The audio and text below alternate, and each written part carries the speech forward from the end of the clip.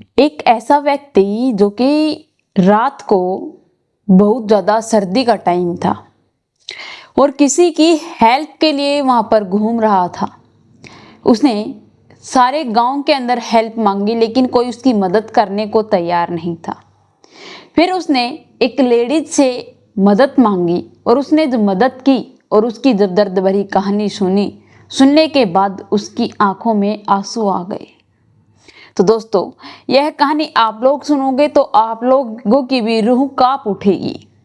आखिरकार मैं ऐसा क्यों कह रही हूँ, चलिए जानते हैं इस कहानी के बारे में कि उस इंसान के साथ ऐसा क्या हुआ था कि वह एक औरत उसकी मदद करने पर मजबूर हो जाती है। नमस्कार, आदाब, सत श्री अकाल। मैं Priyanka Yadav crime movement channel पर आप लोगों का हार्दिक स्वागत करती हूँ। आशा करती हूँ आप लोग खुश होंगे, स्वस्थ होंगे, अपना और अपनों का ख्याल रख रहे होंगे। तो दोस्तों, ज़्यादा देर न करते हुए हम अपनी कहानी को शुरू करते हैं। शुरू करने से पहले मेरी आप लोगों से एक ही रिक्वेस्ट है, प्लीज़ मेरे चैनल को सब्सक्राइब कर लीजिए। तो दोस्तों, एक रितु नाम की लड़की जो कि एक गांव के अंदर रहती थी, उसका पति उसे तलाक देकर कुछ महीनों पहले उसे छोड़कर चला गया था। वह उस घर के अंदर अकेली ही रहा करती थी और एक अनजान इंसान उसके पास हेल्प के लिए आए। तो एक औरत जब अकेली घर के अंदर होती है, वह कभी भी किसी की हेल्प करने के बारे में नहीं सोचेगी, क्योंकि उसके साथ वह व्यक्ति कुछ भी कर सकता है। वजह कुछ और नहीं थी, बस यही थी। एक जो कि गांव से कुछ दूरी पर अपनी साइकिल लेकर गया था शहर के अंदर, और शहर से एक गांव नजदीक पड़ता था। वहीं पर वह रात का गुजारा बसारा करने के लिए बैठ जाता है, क्योंकि उसकी साइकिल का टायर पंचर हो जाता है और उसकी जेब कहीं पर कट जाती है। किसी ने उसके पैसे चुरा लिए थे, जिसके कारण वह कहीं पर भी रुकने का प्रबंध नहीं कर पाया और न ही अपनी टूटी फूटी साइकिल को रिपेयर करवा सका। इसीलिए आज वह इस तरह से किसी की मदद के लिए वहां दर दर की ठोकरें खा रहा था। एक आखिरी घर बचा था, सुशीला नाम की लड़की थी उसका। वह उसके घर पर जाकर आवाज लगाता है और जब आवाज सुनती है तो सुशीला तुरंत देखने के लिए आती है कि आखिरकार बाहर कौन अनजान शख्स आया है।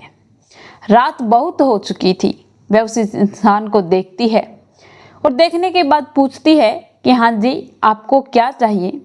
तो वह सुशीला यह बात पूछती है तो वह सुशीला से कहता है कि जी, यहाँ पर आपके बाहर कुछ देर तक आंच बली हुई थी।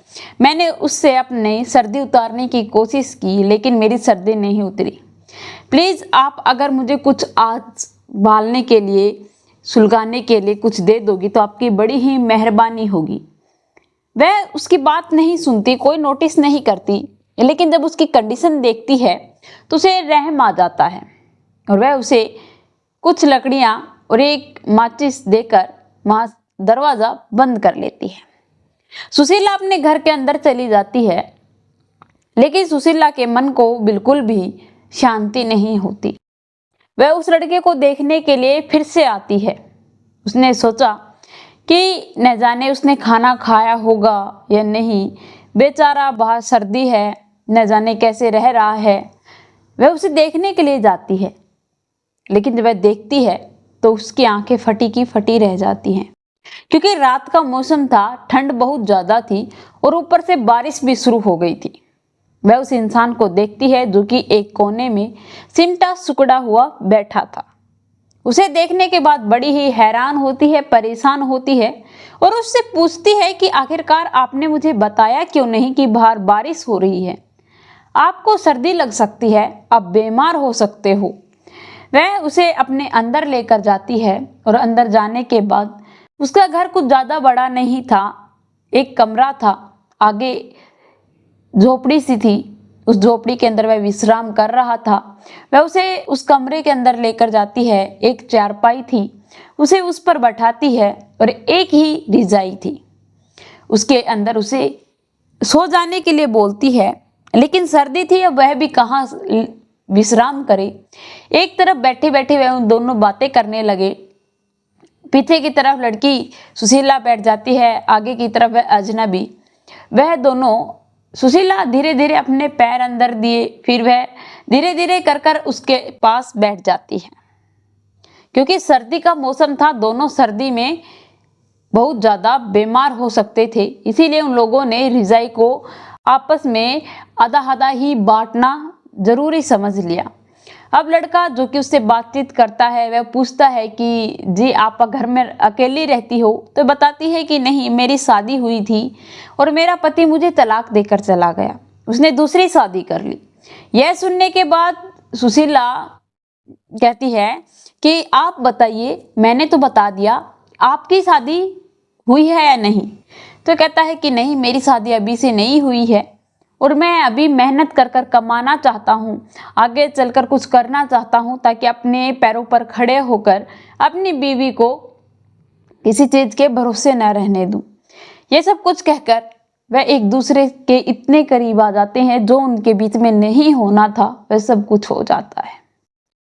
सुबह जब वह उठते हैं तो वह अजनबी अपनी साइकिल उठाकर वहाँ से चला जाता है और उससे मिलने का वादा कर कर जाता है कि मैं कल फिर से आऊँगा।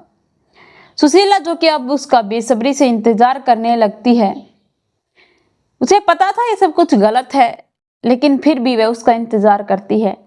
धीरे धीरे पूरा दिन चला जाता है, लेकिन वह नहीं आता। वह भी किसी काम में बिजी हो जाता है, सुबह नहीं पहुंच पाता। वह शाम को उसके पास पहुंचता है, वह दोनों मिलते हैं, खाते हैं, पीते हैं और फिर से वही काम उनका शुरू हो जाता है। अब वह दोनों एक दूसरे के पास आ जाते हैं, इतने करीब आ जाते हैं। तब सुशीला कहती है कि बुरा ना मानो तो मैं तुमसे एक बात कहूँ। तो कहता है कि हाँ कहो। तो कहती है कि मैंने तुम्हें अपना सब कुछ दे दिया है, मेरा पति मुझे तलाक देकर मुझे छोड़कर चला गया है, तुमने कभी शादी अभी तक की नहीं है, कोई रिश्ता भी नहीं लिया है, कोई लड़की भी नहीं देखी है, क्यों ना हम दोनों एक दूसरे से प्यार तो करते ही हैं, शादी क्यों ना कर ले। अब वह अजनबी सुशीला की बात से सहमत था, वह एक दूसरे से प्यार भी करते थे। एक अजनबी की तरह मुलाकात उन दोनों की प्यार में कब बदल गई उन दोनों को पता भी नहीं चलता। दोनों इस शादी से खुश थे, दोनों ने शादी कर ली और वह अजनबी सुशीला को अपने घर पर ले गया और उसके घर वालों से जब उसने बताया तो उस घर वालों ने भी स्वीकार कर लिया कि ठीक है, अगर तुम दोनों खुश हो तो हमें कोई एतराज नहीं है। वह उस लड़की को स्वीकार करते हैं और उनको मैरिड लाइफ की बहुत सी बधाइयाँ देते हैं। अब वह दोनों अपनी लाइफ में हंसी खुशी अपना परिवार बिता रहे हैं, अपना जीवन बिता रहे हैं। तो दोस्तों, यह रही कहानी आप लोगों के सामने सुशीला और अजनबी की। आप लोगों को सुशीला और अजनबी की कहानी कैसी लगी कमेंट में लिखकर जरूर बताना और मेरे चैनल को सब्सक्राइब करना, नोटिफिकेशन को ऑन करना ताकि ऐसी हर वीडियो जल्द से जल्द आप लोगों तक पहुंच पाए।